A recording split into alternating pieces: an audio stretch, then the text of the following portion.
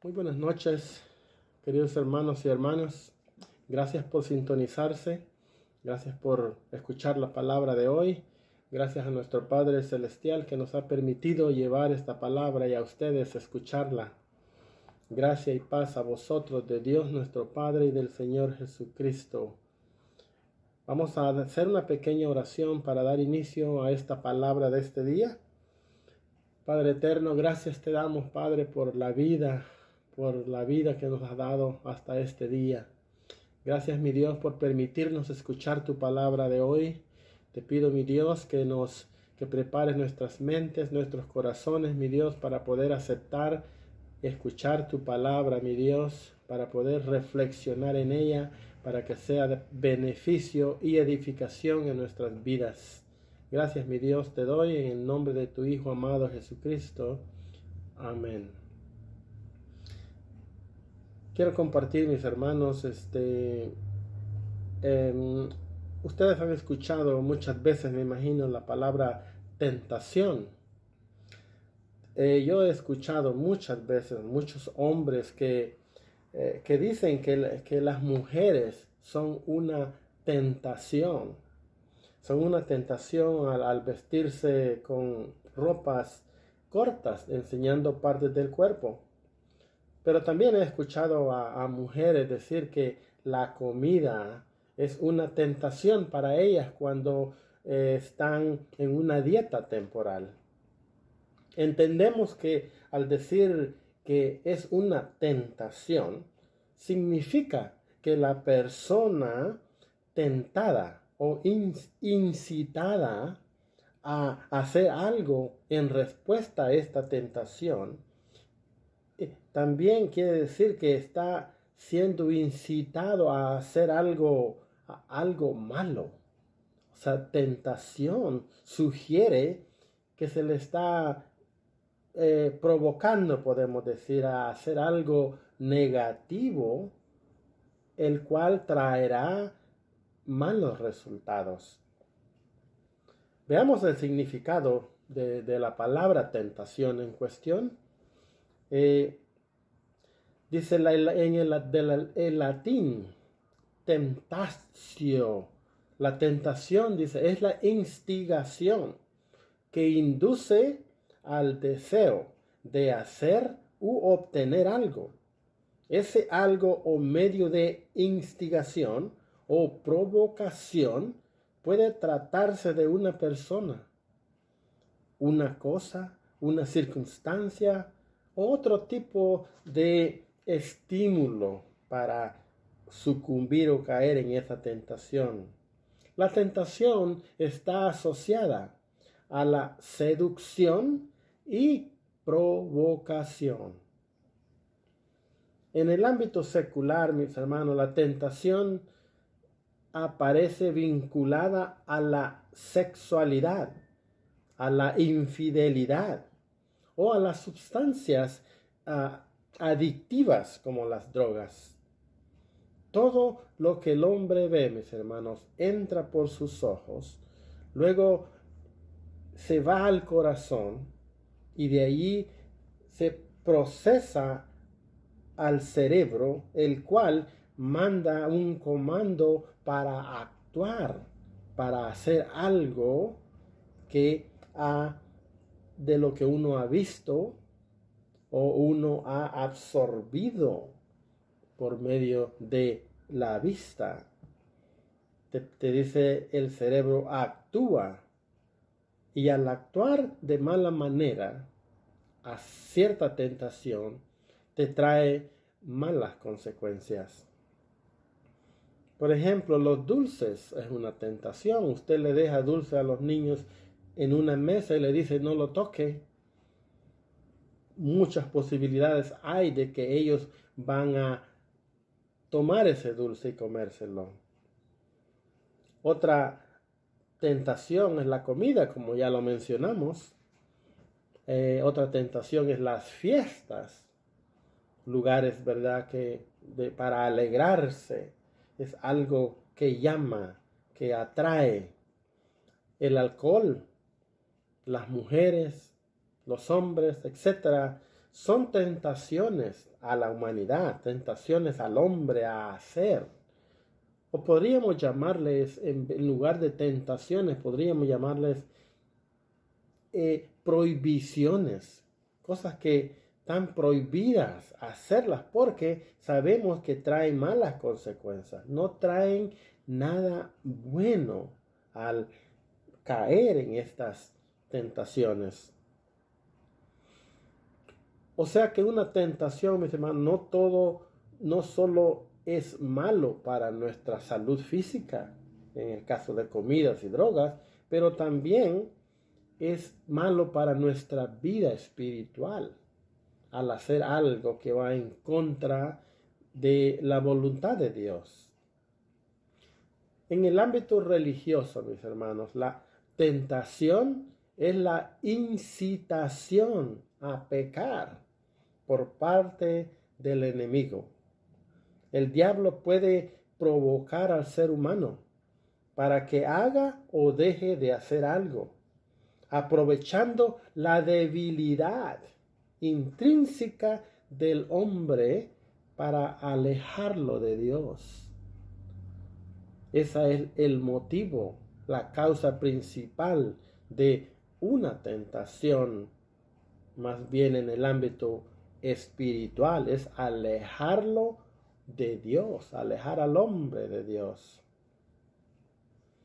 Recordemos, mis hermanos, que el pecado aleja el hombre de Dios, porque sabemos que Dios es 3 veces santo y Él aborrece el pecado, no puede convivir con el pecado. El primer caso de tentación de la historia que se conoce en la Biblia es el de que condenó al pecado eterno a Adán y Eva. Y es que a pesar de lo que se le había prohibido por parte de Dios, ellos no pudieron evitar comer una manzana que conformaba el árbol del conocimiento del bien y el mal. Y como todos sabemos que fue Satanás en forma de serpiente quien instigó, provocó, sedució a Eva a caer en esa tentación. Es así que la manera que trabaja Satanás, él está al acecho como león rugiente, esperando que su presa esté sola y débil para atacarla. Débil. Pero ¿qué es esa debilidad de la humanidad? ¿Qué es esa debilidad que nos hace tan susceptibles a las tentaciones y trampas del enemigo?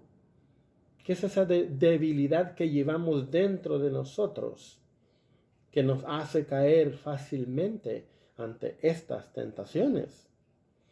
Vean, en Santiago capítulo 1, versículo 13 al 15 nos dice así la palabra de Dios. No se los voy a leer en el nombre del Padre, del Hijo y del Espíritu Santo.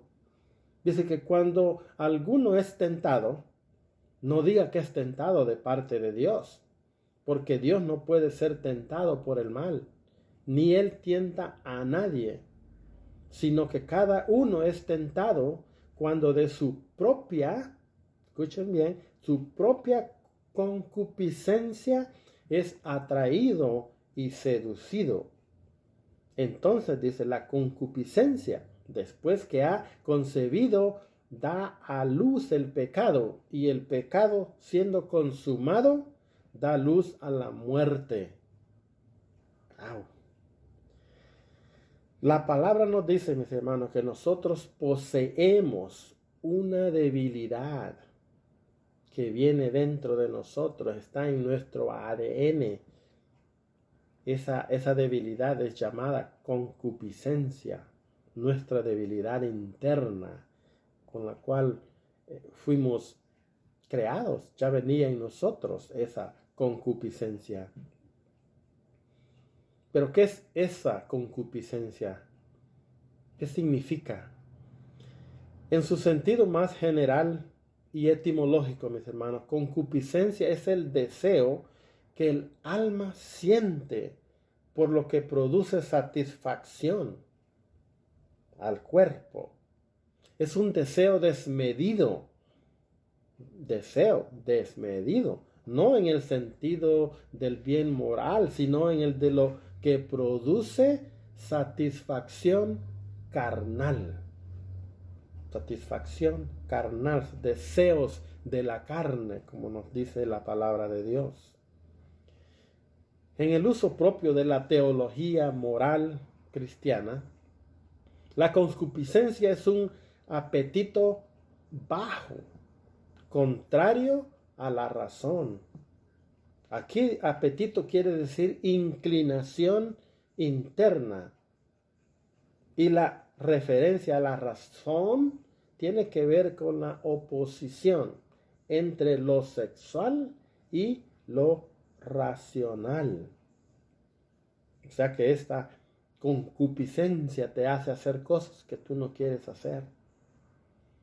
El objetivo del apetito sensual o sensación concupiscente dentro de nosotros es el satisfacer los sentidos o deseos de la carne, mientras que el apetito racional es hacer el bien moral ante la sociedad y más bien quiere o desea cederle el control al Espíritu Santo de Dios. Es la oposición a esta concupiscencia o apetito sensual, es lo racional que también existe en nosotros. Pero ¿cuándo es que nosotros estamos más vulnerables a las tentaciones? ¿Cuándo es que nosotros estamos con la guardia baja? Les voy a leer la palabra de Dios, mis hermanos, en el Evangelio de Lucas, donde nos relata la historia cuando Satanás tienta a Jesús. Imagínense, Jesús, que es Dios, fue tentado también por Satanás. Así es que no es de sorprendernos de que Satanás use esa táctica de poner tentaciones a nosotros, hijos de Dios, y a toda la humanidad en esta situación. Dice Lucas en capítulo 4, versículos del 1 al 13, nos dice así la palabra, mis hermanos. Quiero que pongan mucha atención cómo Lucas empieza esta narración. En muchas ocasiones nosotros leemos la palabra de Dios y muchas veces la leemos a lo rápido, sin profundizar, sin poner atención a palabras y frases que la palabra, que es los escritores de la palabra de Dios nos han dejado. Que recuerden que la palabra de Dios fue inspirada por Dios para que estos hombres de Dios la pudieran escribir y que sean de consejo, guía y beneficio para nuestras vidas. Así es que Jesús dijo así, mis hermanos, dijo en Lucas 4:1, Jesús lleno del Espíritu Santo. Quiero que pongan atención a esto que dice aquí de entrada. Lucas nos está dando una clave, podemos decir, ¿verdad? De que cómo es que nosotros tenemos que estar o qué tenemos que poseer para poder contrarrestar estas tentaciones. Mire, Jesús lleno del Espíritu Santo volvió del Jordán y fue llevado por el Espíritu al desierto por 40 días y era tentado por el diablo. Y no comió nada en aquellos días, dice, pasados los cuales tuvo hambre. Entonces el diablo le dijo, si eres hijo de Dios, di a esta piedra que se convierte en pan. Jesús le respondiendo le dijo, escrito está, no solo de pan vivirá el hombre, sino de toda palabra de Dios. Y le llevó el diablo a un alto monte y le mostró en un momento todos los reinos de la tierra.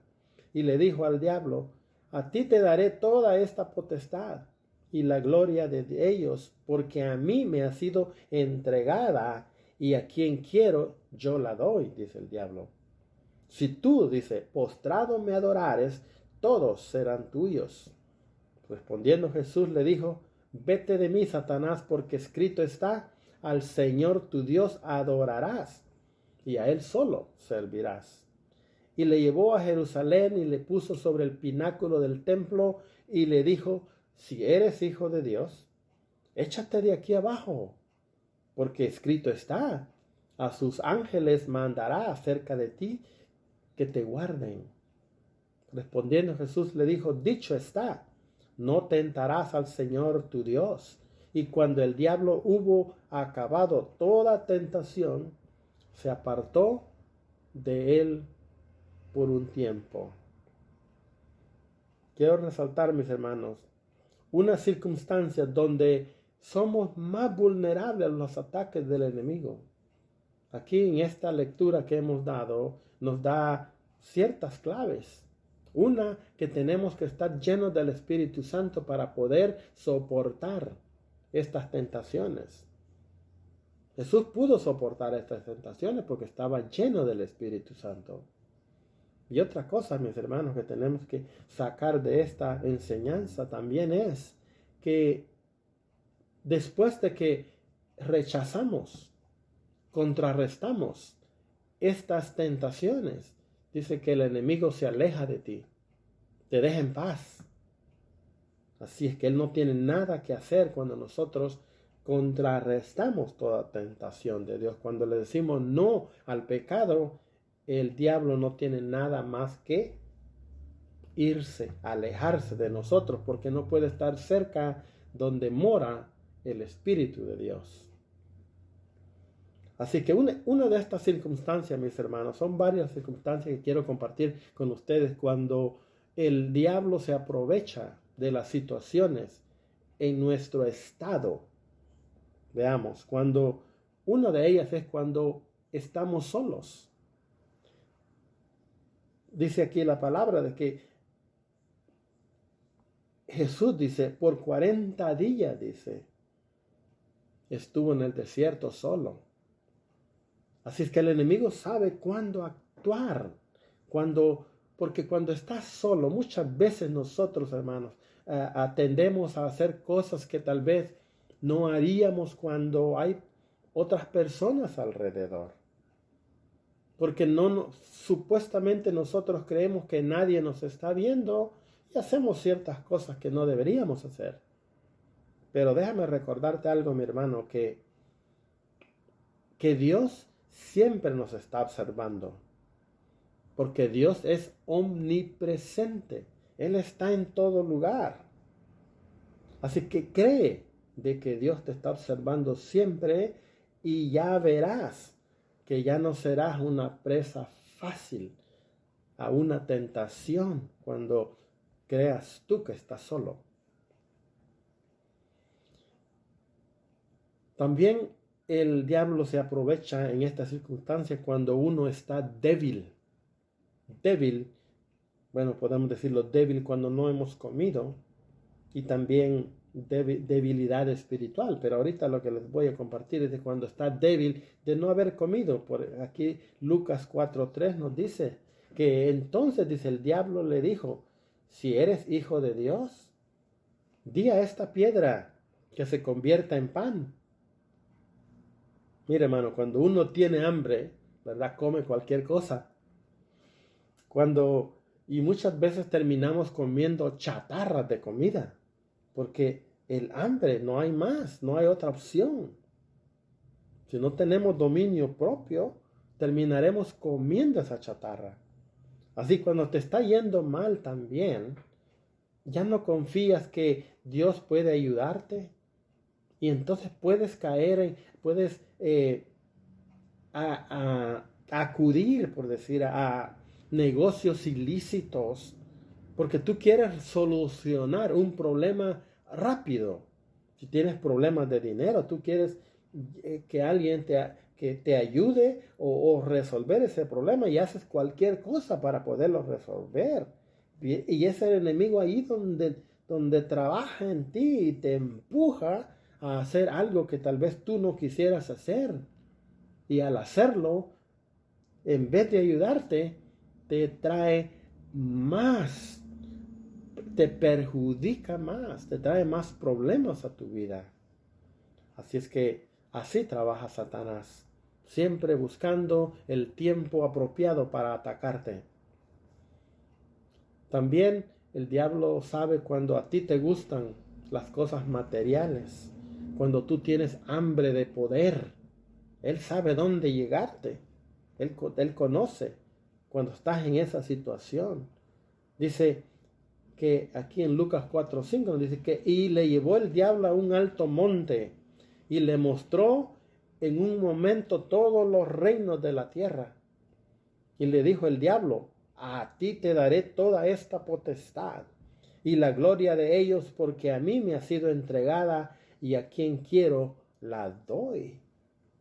Mi hermano, cuando nosotros estamos así, cuando Él conoce de que hay personas que les gusta el poder, que les gusta mandar, que les gusta ser el jefe, que les gusta todo lo bueno, que les gustan carros para andar apantallando, como podemos decir. Él sabe qué ofrecerte. Él te pone la trampa para que tú caigas y hagas esas cosas. Pero gloria a Dios que nosotros también tenemos al Espíritu Santo de Dios a nuestro lado para poder soportar esas tentaciones. Otra circunstancia donde el enemigo te ataca es cuando tú estás muy confiado. Estás confiado en lo espiritual, por decirlo, tú crees que ya eres salvo. Te alejas de Dios muchas veces, ya no lees la palabra de Dios, ya no te gusta asistir al templo de adoración, se te olvida dedicar tiempo al Señor, te atienes. Es entonces cuando el enemigo te ataca. Imagínate, aquí dice que en Lucas 4:9 te dice que el diablo lo llevó a Jerusalén y lo puso sobre un pináculo del templo y le dijo: si eres hijo de Dios, échate de aquí abajo, porque escrito está: a los ángeles mandará acerca de ti que te guarden. ¿No? Como quien le dice: pues, ¿por qué tienes miedo de tirarte? ¿Que no sabes que hay ángeles que Dios mandará para que te protejan? Así nos pasa a nosotros. Confiamos en que Dios nos librará de todo ataque de Satanás.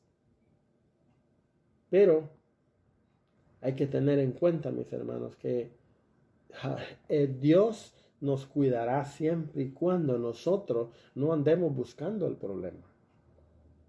Si tú te buscas un problema sabiendas de que está mal, hay posibilidades que Dios no te ayude, porque tú lo has hecho voluntariamente, a sabiendas que está mal. Quiero que noten, mis hermanos, que Jesús sobrevivió a todos estos ataques de Satanás porque estaba lleno del Espíritu Santo y pudo eficientemente contrarrestar sus ataques por medio de la palabra de Dios. ¿Se imaginan ustedes, mis hermanos, que Satanás hubiera agarrado o tentado a un cristiano allá en el desierto? Podemos decir a un cristiano mal parado. A esta hora, mis hermanos, ese pobre cristiano, Satanás lo hubiera hecho que se postre ante él y después lo hubiera incitado a que se quite la vida. ¿Por qué digo esto, mis hermanos? Porque es la manera que trabaja Satanás. Él te pone una tentación, te pone una trampa. Y cuando ya hayas caído en esa trampa, ya no tienes salida, no hayas que hacer, Él te da la salida. te dice, quítate la vida. Y al quitarse la vida a alguien, sabemos, mis hermanos, que va directo al infierno. Es un alma que fue ganada por el demonio para que lo acompañe en el infierno. Pero, mis hermanos, necesitamos poder resistir esta tentación del enemigo. ¿Qué necesitamos nosotros para poder resistirlo? ¿Cuál es la clave que Dios nos ha dado? La clave, mis hermanos, está aquí en Lucas. Yo se los leí al principio.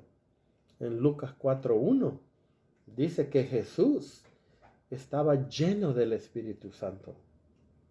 Esa es la clave para poder resistir toda tentación. Si el Espíritu Santo no mora en nosotros, hermanos y amigos, créeme que no podremos resistir estas tentaciones. Esa concupiscencia dentro de nosotros ganará y no podremos pelear contra el enemigo. Así es que Jesucristo la pudo resistir, como nos dice aquí la palabra, porque estaba lleno del Espíritu Santo. ¿Sabemos nosotros qué es? ¿Saben ustedes, hermanos, qué es la llenura del Espíritu Santo? ¿O qué es estar lleno del Espíritu Santo? Quiero que sepan, mis hermanos, que el Espíritu Santo no es un líquido que llena un container o un vaso. Tampoco es algo físico que llena un saco lleno de granos o de arena, por decirlo. No es algo así. La llenura del Espíritu Santo, mis hermanos, significa o es que tú le permitas al Espíritu Santo de Dios controlar todos tus sentidos. Permitirle al Espíritu Santo que controle todos tus sentidos para ser un ejemplo para otros. Para cuando tú te enfrentes a las adversidades de la vida. Para que tú puedas ser un testigo fiel con tu comportamiento como la de Cristo cuando Él estuvo en la tierra. O sea que un testigo es representar a Jesús en todo lugar que te encuentres. Que tú hagas lo que Jesús haría ante cualquier situación, cualquier adversidad que la vida te presente. Y no ser como un cualquier mundano que solo está contento cuando viene el día viernes, cuando es día de pago, cuando es un largo fin de semana. El hombre es muy grato, muy contento, parece muy feliz porque le gusta todo lo bueno. Pero cuando viene la adversidad, esa personalidad grata, esa sonrisa, esa felicidad desaparece. Pero digamos, después de todo lo bueno del fin de semana que estuvieron tomando, comiendo, descansando, ¿y qué tal del lunes? Cuando llega el lunes, sin dinero, que tiene que trabajar, como dicen en inglés, con hangover, con la cruda, con la goma, con la caña, con el guayabo, con el ratón. Depende de dónde eres originario, ¿verdad? Te levantas con ese malestar después de haber tomado demasiado. Así que ser el testigo, el representante de Cristo, requiere estar lleno del Espíritu Santo. No cualquiera es. No cualquiera puede ser representante o testigo de Jesucristo. Él es quien nos capacita para hablar, y callar cuando sea necesario. Y es lo que nos pone una sonrisa en nuestros labios siempre. No importa los problemas que estemos pasando. Podemos irradiar ese gozo, esa felicidad, esa paz que solamente Dios nos puede dar. ¿No sería maravilloso, mis hermanos, que si en toda situación de nuestras vidas nos preguntáramos qué haría Jesucristo en nuestro lugar? Si nosotros reflexionáramos en nuestras vidas en cada momento de tomar una decisión y nos preguntáramos, ¿qué haría Jesucristo en mi lugar o en esta situación? Créanme, mis hermanos, que nosotros nos ahorraríamos de tantos problemas si reflexionáramos y pidiéramos guía al Espíritu Santo. ¿Qué haría Jesucristo en nuestro lugar? Veamos, mis hermanos, qué clara es la palabra en relación al poder que el Espíritu Santo nos da al morar en nosotros. Nosotros nos convertimos en otras personas. No cometemos tantos errores como lo cometen alguien que no tiene el Espíritu Santo. Yo no digo que no cometemos errores, porque sí cometemos errores, a pesar de que llevamos el Espíritu Santo en nosotros. Estamos todavía aquí en la tierra y esa concupiscencia en nosotros también lucha en contra del Espíritu Santo para hacer lo que nosotros no queremos hacer. Así dice en Hechos 1:8, nos dice, pero recibiréis poder, dice, cuando haya venido sobre vosotros el Espíritu Santo. Y me seréis testigos, dice Jesús, en Jerusalén, en toda Judea, en Samaria y hasta lo último de la tierra. Vean, mis hermanos, Jesús, cuando Él partió al Padre, y sabemos que está sentado a la mano derecha del Padre, Él envió al Espíritu Santo para que Él ocupara el lugar de Jesús cuando Él estuvo en la tierra, como Él era su guía, como Él los aconsejaba. Entonces ese consolador, ese guiador es el Espíritu Santo hoy que Jesucristo no está aquí en persona. Así es que Él es a quien nosotros debemos ser testigos fieles. Nosotros somos los representantes de Jesús aquí en la tierra, ante la humanidad, ante otros cristianos y también a otros, a todos, a los inconversos también. Así que no puedes ser testigo o representante de Jesús si el Espíritu Santo de Dios no mora en ti. Jesús le dice a sus discípulos, ustedes serán mis representantes en mi ausencia. Ustedes darán fe de mí. Ustedes dirán que lo que yo he dicho y hecho es verdadero, porque ustedes me vieron. Ustedes vieron que lo que yo hice cuando estuve aquí en la tierra. Así es que el cristiano, mis hermanos, da testimonio de Jesucristo. Y la forma máxima de ese testimonio del amor a la persona o el amor o la entrega a una causa es dar la vida por esa persona o por esa causa. Por eso el martirio es la forma máxima de testimonio. Mártir es una palabra, mis hermanos, que quiere decir testigo, porque sigue siendo mártir o testigo hasta después de la muerte.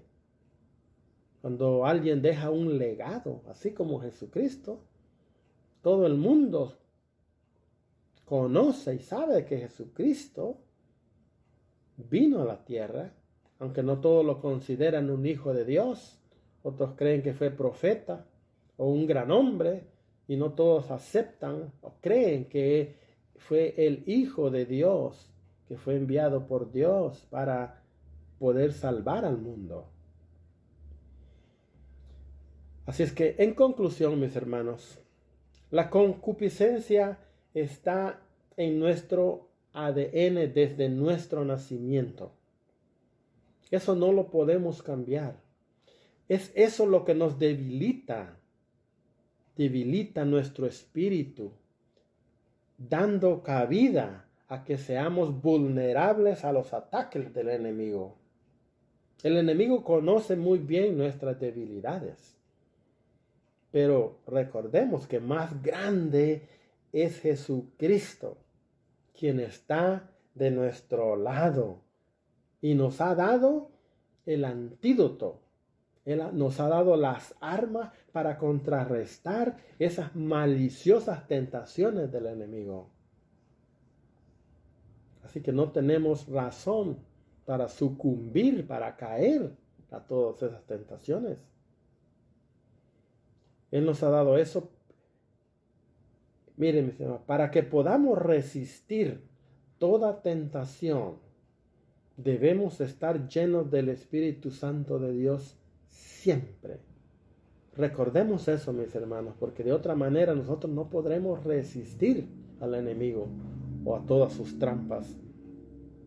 O sea que es el Espíritu Santo de Dios que controla esos malos deseos. Permitamos que el Espíritu Santo de Dios sea el que controle todos esos malos deseos, esos malos impulsos producidos por los deseos carnales. Pero nosotros somos los que tenemos que permitirle que el Espíritu Santo more en nosotros para que Él pueda trabajar, hacer el trabajo por nosotros, que nosotros no lo podremos hacer solos. Solamente así, mis hermanos, podremos alejar al enemigo de nosotros, porque donde mora y manda el Espíritu de Dios, el enemigo no tiene potestad. Solamente sometiéndonos a Dios, podremos alejar al enemigo, quien huirá de nosotros al recibir resistencia del Espíritu Santo. Toda tentación será bloqueada por el Espíritu Santo que mora en nosotros. Así es que la paz y gracia de Dios sobreabunde en cada uno de sus vidas, mis hermanos y amigos. Espero que esta palabra haya sido de beneficio para sus vidas, para edificarlos, mis hermanos y amigos. Espero que hayan tenido un corazón humilde para poder haber recibido esta palabra. Gracias, mis hermanos. Bendiciones. Que Dios los guarde de todo mal y de toda tentación. Abrazos.